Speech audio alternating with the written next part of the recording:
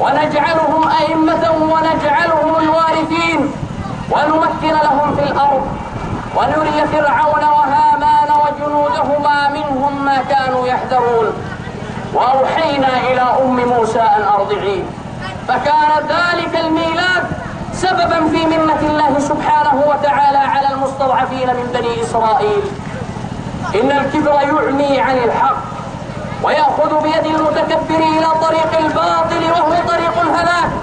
قال الله عن فرعون: واستكبر هو وجنوده في الأرض بغير الحق وظنوا أنهم إلينا لا يرجعون فأخذناه وجنوده فنبذناهم في اليم فانظر كيف كان عاقبة الظالمين. إذا استهزأ الظالمون بالخلق فلا ينسوا أن للناس خالق، وأن الله سبحانه وتعالى يمهل ولا يهمل، والظلم يصم إذن الظالم ويعمي بصيرته وبصره عن إدراك حقائق الأمور.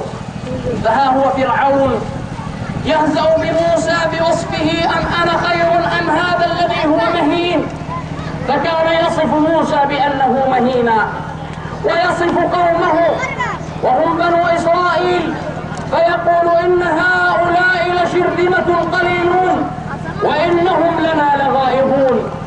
فلا غرابة أن يستهزئ